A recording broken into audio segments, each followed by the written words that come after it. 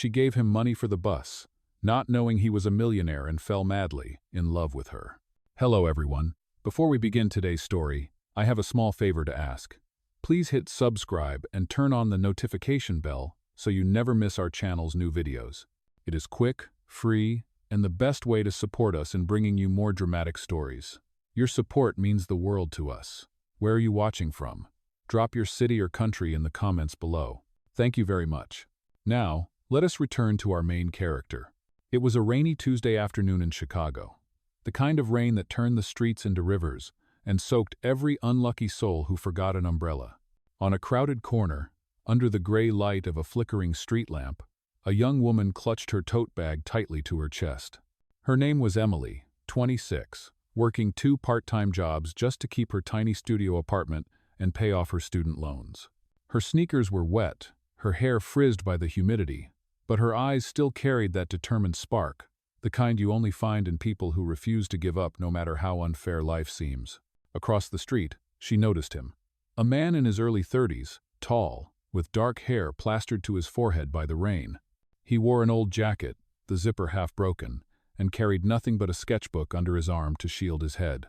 His expression looked calm, almost distant, but there was a quiet elegance in the way he stood, as if the storm itself did not dare to disturb him. Emily thought he might be an artist or perhaps just another struggling soul, like herself, caught in the wrong place at the wrong time. When the city bus finally screeched to a stop, the crowd surged forward. Emily dug into her bag and pulled out a wrinkled $10 bill, just enough for her fare and maybe a sandwich later. She climbed on board, paid, and found a seat by the window.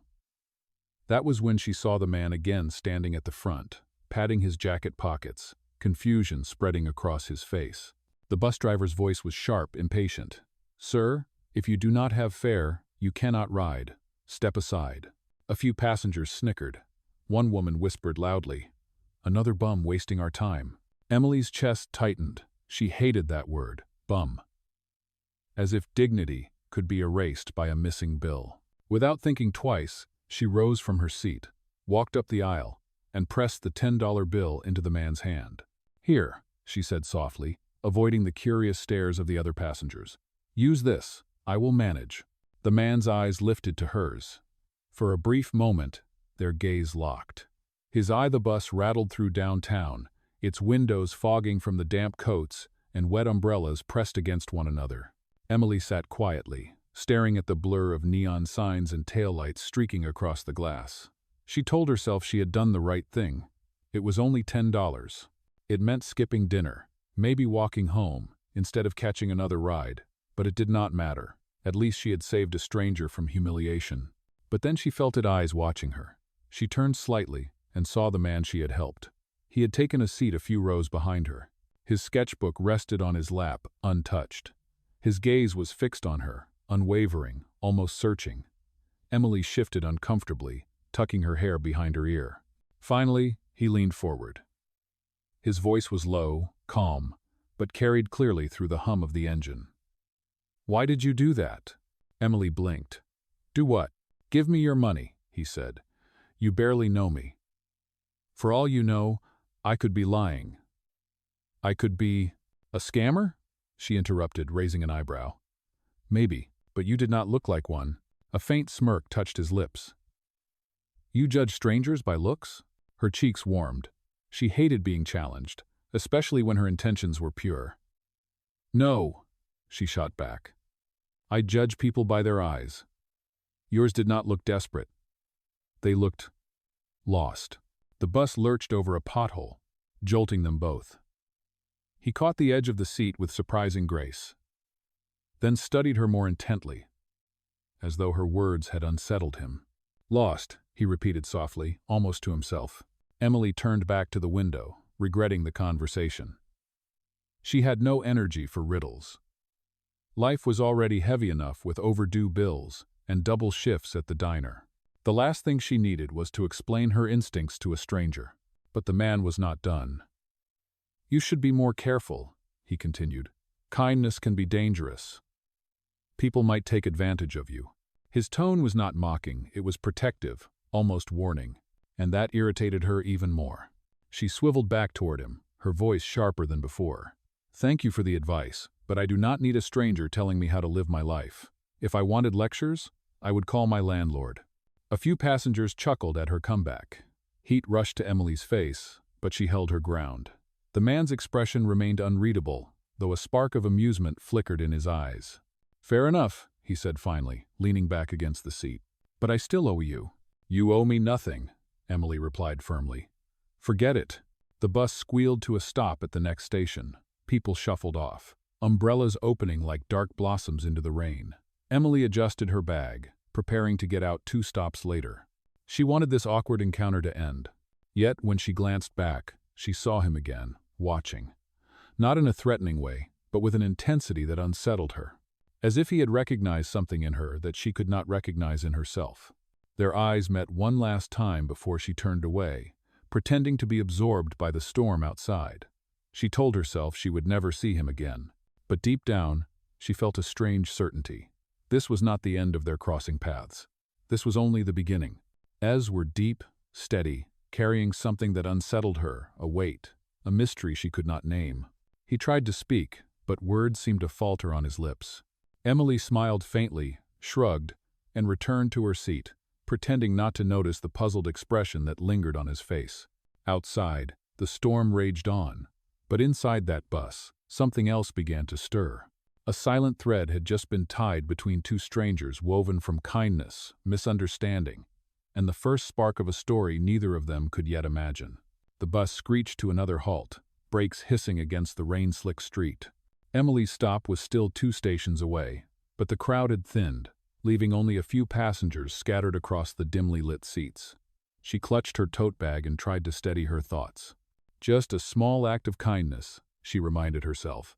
Nothing more. When the bus finally groaned into her neighborhood, Emily stepped down into the cold drizzle. The familiar scent of wet asphalt filled her lungs. She tightened her coat, bracing against the wind, and started down the narrow sidewalk toward her apartment building.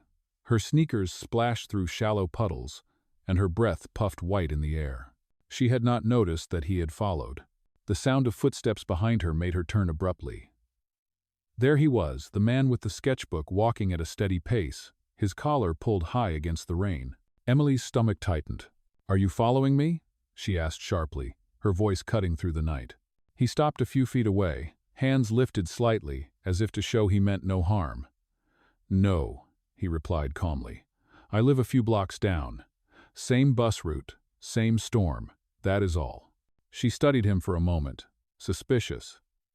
But the sincerity in his tone eased her guard.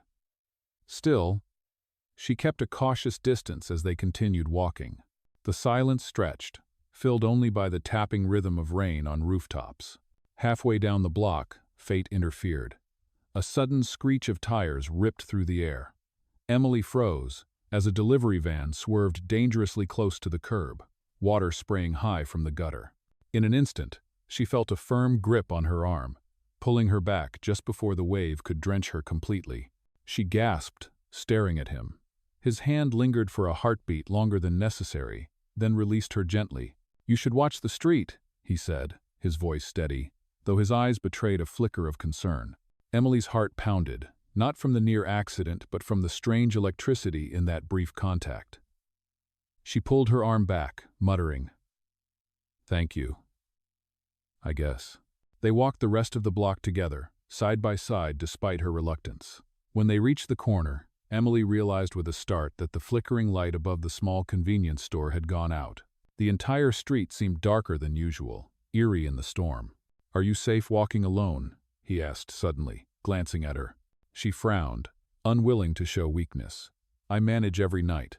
Do not worry about me." Yet, as she approached the narrow stairway leading to her apartment, a burst of thunder rolled above, shaking the air. The stairwell light was broken again, casting the entry in shadows. Emily hesitated, biting her lip.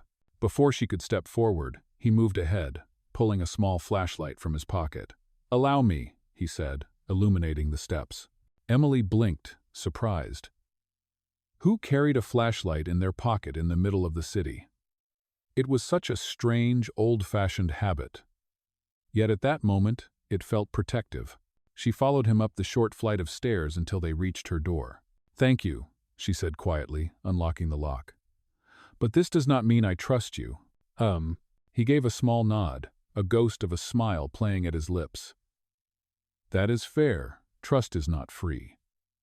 But at least tonight, you are home safe." Emily stepped inside and closed the door, leaning her forehead against the wood for a moment. Her pulse was still racing.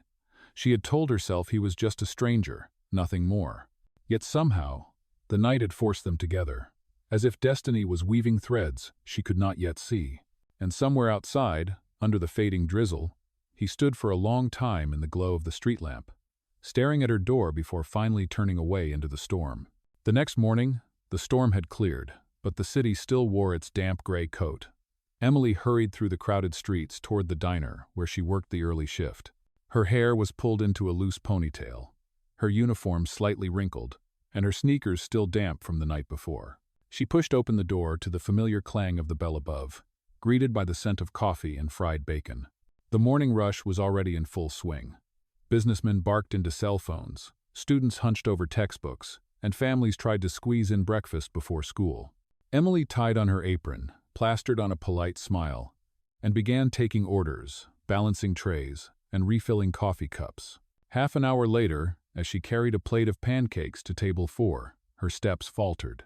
There he was, the stranger from the bus, the one who had walked her home under the rain. He sat quietly in the corner booth, sketchbook open, a pencil moving lightly across the page. His jacket looked the same, worn, modest, unremarkable. Emily's heart gave an uneasy thump. What was he doing here? She approached with cautious steps. "Coffee?" she asked, her tone neutral, professional. He looked up, his expression unreadable, but his eyes steady on hers. "Please." She poured his cup and set it down, forcing herself not to linger. But as she turned to leave, he spoke again. "You work here." "It pays the rent," she replied curtly, already moving toward another table. She had no intention of inviting conversation, yet throughout the morning she noticed him. He sat for hours, sketching quietly, occasionally sipping his coffee. Unlike the others who rushed in and out, he seemed content to simply exist in the corner of her world. And though Emily tried to ignore it, a strange sense of calm radiated from his presence. Near noon, the bell above the door chimed, and a commotion erupted. A group of teenagers had entered, loud and careless. They shoved each other toward a booth, knocking over a napkin holder in the process. One of them sneered at Emily when she came to take their order. "Hey, sweetheart, how about you smile while you work?" Emily gritted her teeth. She had dealt with this countless times. She wrote down their order, kept her composure, and walked away. But the sting of humiliation lingered, especially when one of the boys muttered something crude under his breath. Moments later, as she delivered their food, one of the teenagers deliberately let his soda can tip over the table, spilling sticky liquid onto the floor. "Oops," he said with mock innocence. "Clean that up, will you?" The laughter that followed made Emily's chest burn with anger. She crouched down to wipe the mess, her cheeks flushed. That was when a voice cut through the noise, firm, calm, and commanding. "That is enough." The diner quieted. Emily glanced up and saw him, her bus stranger, standing by their booth, sketchbook still in hand. His eyes were locked on the teenagers, sharp and unyielding. "Apologize," he said. His tone was not loud, but it carried a weight that made the laughter die instantly. The boys shifted uneasily. One muttered, "Mind your own business, old man." But the man did not flinch. He simply stepped closer, his presence oddly powerful despite the simplicity of his clothes. "Respect is not optional. Apologize." Something in his voice left no room for defiance. After a tense pause, one of the boys grumbled an apology under his breath. The others followed, half-hearted but enough to break the moment. They shoved food into their mouths quickly, suddenly eager to leave. Emily stood frozen, clutching the rag in her hand. She had not asked for rescue, yet there it was, quiet, dignified, and without expectation. When the boys had gone, she looked at him. "You did not have to do that." He shrugged lightly. "No one should treat you that way." Her throat tightened, and for a second she could not speak. She turned away, busying herself with clearing the table, but inside, something shifted. Kindness, not loud, not showy, just steady, unshakable. She had seen it last night in the rain, and now again here in the diner. And though she still knew nothing about him, not his name, not his story, she could not deny the truth. This stranger was beginning to matter. The days that followed settled into an unexpected rhythm. Emily would open the diner in the early morning, tie her apron, and there he would be already waiting at the corner booth, sketchbook in hand, a quiet smile flickering whenever their eyes met. He never asked for more than coffee, sometimes a simple sandwich, but he stayed for hours. At first, Emily found it unnerving. Why was he always there? Why her diner, her shift, her corner of the city? Yet soon, unease gave way to familiarity. His presence became part of the fabric of her day, like the bell above the door or the hiss of bacon on the griddle. She caught herself looking forward to it, her chest warming when she saw him. One late morning, when the rush had thinned and sunlight poured golden through the diner's wide windows, Emily noticed his sketchbook left open on the table. She paused mid-step. On the page was a portrait, not just any portrait, but her own. The curve of her face, the determined set of her jaw, even the strands of hair that always escaped her ponytail.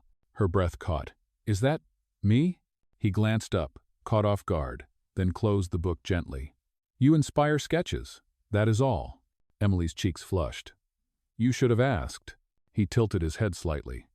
"Would you have said yes?" She opened her mouth, then closed it. No one had ever looked at her long enough to capture her like that. She felt exposed, vulnerable, but also strangely seen. She tried to sound annoyed, but her voice softened despite herself. "It is not exactly polite." His lips curved faintly. "Then I apologize." The moment hung between them, heavy yet fragile. Emily retreated to another table, but her heart beat unevenly the rest of her shift. That evening, as she walked home, she noticed footsteps behind her again. This time, she did not startle. When she glanced back, he was there, matching her pace with quiet ease. "You really should not keep following me," she said, half serious, half teasing. He smiled faintly. "Then stop living on my street." She let out an unexpected laugh, shaking her head. "You are impossible." For the first time, the silence between them was not heavy, it was comfortable, almost warm. They spoke in fragments, about the rain, about the diner, about how the city seemed to breathe differently at night. Emily realized she was telling him things she rarely shared with anyone. How she dreamed of studying art once, before debt had chained her to double shifts. How she missed her mother's cooking back in a small town she had left behind. He listened without interruption, his attention steady, as if every word mattered. When she finally grew self-conscious, she asked, "Why do you care?" "Because your voice tells me who you are," he answered simply. Emily blinked, unsettled by the honesty. She looked away, afraid of what he might read in her face. By the time they reached her apartment, the city lights had begun to flicker on, painting the wet streets with reflections of red and gold. She hesitated at her door, her hand on the knob. For a heartbeat, she almost invited him inside, not out of obligation, but out of something she could not name. Instead, she said quietly, "Thank you for walking with me." He nodded once, lingering in the glow of the street lamp. "Good night, Emily." Her breath caught again. She had never told him her name. The door clicked shut behind her, but her mind stayed outside, circling that moment. He knew her name. Somehow, without asking. And though she should have been unsettled, a part of her hidden, reluctant, but undeniable felt strangely safe. The following Saturday was unusually busy at the diner. The air buzzed with the clatter of plates, the shrill of the coffee machine, and the impatient voices of customers stacked in line for a table. Emily moved quickly between booths, her arms aching from balancing trays, but she kept her smile fixed, determined not to let exhaustion show. He was there again, in his usual corner. Sketchbook open, coffee half gone, his presence steady as always. Emily felt a small anchor in the storm of the morning rush each time her eyes met his. But peace shattered when the door swung open, and a group entered well-dressed men and women, clearly from a higher tier of society. Their watches glimmered, their coats dripped rain onto the polished floor, and their voices carried the careless arrogance of people used to being served without question. They claimed a booth near the window, their laughter sharp, filling the diner like a blade. Emily recognized one of them, Veronica. She had gone to high school with Emily before leaving for a prestigious university. Now she carried herself like the world owed her deference. When Emily approached with her notepad, Veronica's smirk widened. Emily Parker? Is that really you? Still here? Serving coffee and pancakes? I guess some things never change. The table erupted with laughter. Heat rushed to Emily's cheeks, but she steadied her voice. What can I get for you? Veronica leaned back, eyes glittering with mock pity. How sad. All those years, and you are still stuck wiping tables. Tell me, Emily, do you ever dream bigger than tips and greasy aprons? Emily's throat tightened. She forced a polite smile, wrote down their order, and turned to leave. But Veronica was not finished. Wait, she called. Do us a favor. Smile while you work. It makes the food taste better. The table roared with cruel laughter. Emily froze, humiliation prickling her skin. She wanted to disappear, to vanish into the clatter of dishes and steam. From the corner booth, he had risen. For a moment, Emily thought he might step forward, but instead, he stayed back. His gaze locked on her. His eyes were storm dark, filled with a tension that sent shivers through her. But he did not interfere, not yet.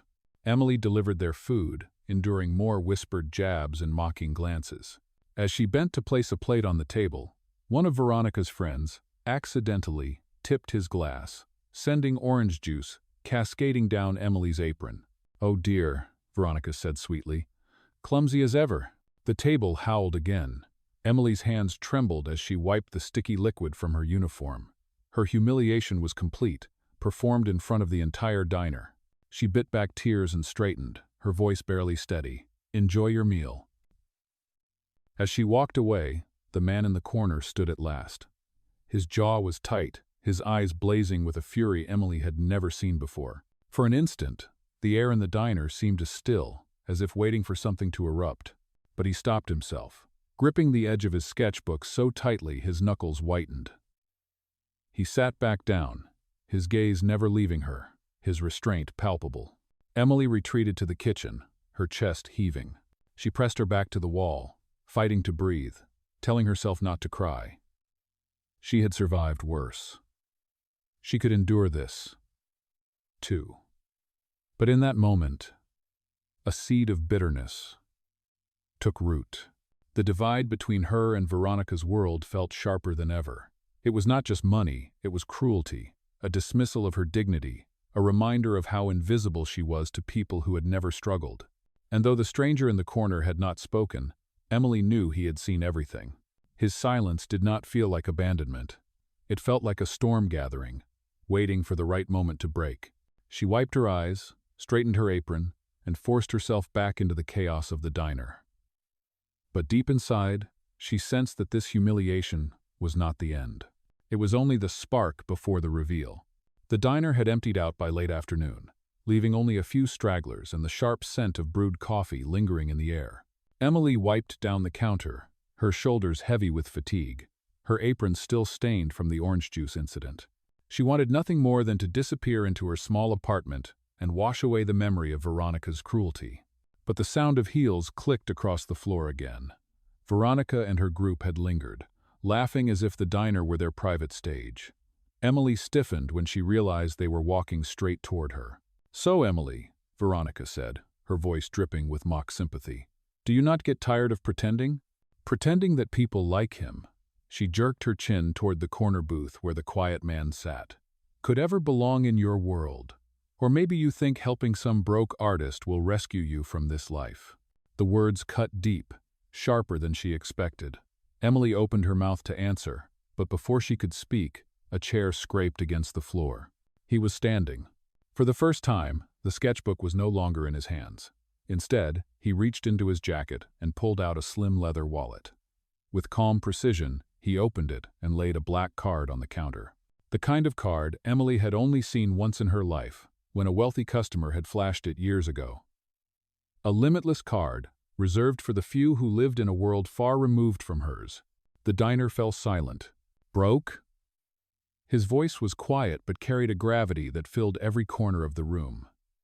He turned to Veronica, his eyes sharp as steel. You call me broke? Yet I could buy this entire block before lunch if I wished. Gasps rippled through the small crowd that remained.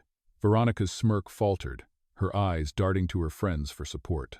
He continued, his voice steady, unwavering. Do you know who I am? My name is Alexander Hayes, Hayes Industries. Perhaps your parents bank with us. Or maybe they applied for a loan that I personally denied." The blood drained from Veronica's face. Emily stood frozen, her rag still clutched in her hand. Alexander Hayes. The name rang with power, whispered in business news headlines she had never paid much attention to. He was not just wealthy, he was one of the wealthiest men in Chicago. Alexander's gaze softened as it shifted from Veronica to Emily. "And as for this woman," he said firmly, "you will not speak her name with disdain again. She showed me kindness when no one else would. That alone makes her richer in spirit than all of you combined." The words struck like thunder. Veronica stammered, her arrogance crumbling. She mumbled something that sounded like an apology before gathering her things and rushing out with her group. Silence hung heavy after they left, broken only by the faint hum of the coffee machine. Emily's heart raced, her world spinning. She turned slowly toward him, her voice barely above a whisper. You are a millionaire?" Alexander looked at her, his expression unreadable, though his eyes carried something deeper than wealth, something vulnerable. "Yes," he admitted quietly. "But more than that, I am a man who has been waiting for someone to see me without the title, without the money." "And you did." Emily's breath caught. The truth lay bare between them now, impossible to ignore. The stranger with the sketchbook, the man who had walked her home in the rain, was not who she thought he was, and nothing would ever be the same again. The revelation of Alexander's true identity spread through the diner like wildfire. The remaining customers whispered his name in shock, some fumbling to recall articles they had read about Hayes Industries, others simply staring as though a ghost had risen before them. Emily stood rooted behind the counter, unable to process the shift. Only hours earlier she had been humiliated, mocked, reduced to nothing more than a poor waitress in front of her old classmate. And now, the man she had pitied on the bus, the man she had defended in the diner, was a figure powerful enough to silence an entire room with a single word. Veronica's group had not made it far. Just as they reached the door, Alexander's voice stopped them cold. "Wait." "Oh." They froze, turning back reluctantly. Veronica forced a brittle smile, her confidence already shattered. "You thought it amusing to humiliate someone who has done nothing but work honestly," Alexander said, his tone firm, each word deliberate. "You treated kindness as weakness, and dignity as disposable. Tell me, what does that make you?" The question cut like a blade. Veronica's lips parted, but no sound came out. Alexander stepped closer, his presence commanding. "You want to laugh at her apron? At her job? Let me remind you, the world runs because of people like her. Without them, your polished tables, your hot meals, your morning coffee would not exist. And you think that makes you better?" The diner fell utterly silent. Even the hum of the refrigerator seemed to fade. Veronica's friends looked away, shame staining their faces. Finally, Veronica herself bowed her head, her voice small, stripped of arrogance. I was wrong. Emily, I am sorry." "Oh." The apology, though reluctant, echoed louder than all the insults before it. Emily's chest tightened.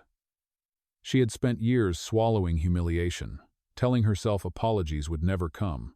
And yet here it was, delivered not because she demanded it, but because justice had been forced into the light. Alexander's gaze remained steady. "You may leave," he said at last. "But remember this moment. Wealth is not measured by the money in your pocket, but by the way you treat others." "Okay." Veronica and her group hurried out, their laughter gone, their footsteps hollow against the tiled floor. Emily exhaled, her body trembling from the weight of it all. She turned to Alexander, her voice wavering. "You did not have to do that." "Yes, I did," he replied softly. "Because what happened to you was wrong. And because too often people like them go unchallenged. Not today." Emily stared at him, her emotions colliding gratitude, disbelief, fear, and something deeper she could not yet name. For the first time in years, she felt truly seen, truly defended. The diner slowly returned to motion, but for Emily, time seemed to stand still. Justice had been served, and with it, the fragile beginnings of redemption for her dignity, for her voice, and perhaps for her heart. The diner gradually emptied after the confrontation, but the weight of what had happened still lingered in the air. Emily stood behind the counter, her hands trembling as she wiped down the same spot over and over. She could not bring herself to look at Alexander, not after he had revealed himself so completely. But he was already moving toward her, his footsteps steady, his presence impossible to ignore. When he stopped at the counter, she finally lifted her eyes to his. "You should not have done that," she whispered, her voice raw. "Now everyone knows who you are." Alexander leaned closer, his voice low but firm. "I do not care if they know. What matters is that you know the truth.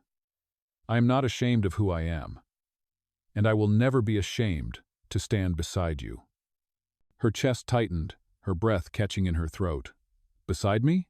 "Yes," he said, his eyes unwavering. "From the moment you handed me that $10 bill on the bus, you saw me for more than a name, more than the money, more than the headlines. You saw me as a man, and I cannot let that go." The room had gone silent again. The few customers still lingering turned their heads, sensing something far greater than an ordinary confession. Emily's face flushed. "Alexander, you do not understand. I am just—" "Do not say it," he interrupted gently. "You are not just anything. You are strong. You are kind. You are the only person in this city who looked me in the eye without expectation. And I am telling you now, in front of everyone, that I love you." Gasps rose from the tables nearby. A waitress at the far end of the diner dropped a fork, the clatter ringing in the quiet. Emily's heart pounded. Her instincts screamed to run, to hide from the weight of his words. But her soul wanted to believe them, wanted to accept them. She stepped out from behind the counter, standing before him, her voice trembling but clear. "You cannot just walk into my life and change everything." "I do not want to change who you are," Alexander said softly. "I only want to protect it, to honor it, to be part of it. The rest, the money, the name, it means nothing if I cannot share it with you." Tears filled her eyes, blurring the sharp lines of his face into something softer, something she could finally let herself reach for. Slowly, almost fearfully, she nodded. "I believe you," she whispered. Relief swept across his expression, and then, without hesitation, he pulled her into his arms. The diner erupted in applause, strangers cheering, as if they had witnessed the climax of a love story written in the stars. For Emily, the humiliation, the years of struggle, the endless fight to be seen, they all melted away in that moment. Because here, under the bright lights of a small diner, with coffee stains on her apron and tears on her cheeks, a millionaire had chosen her. Not because of pity, not because of status, but because love, real love, had found them both in the unlikeliest of places.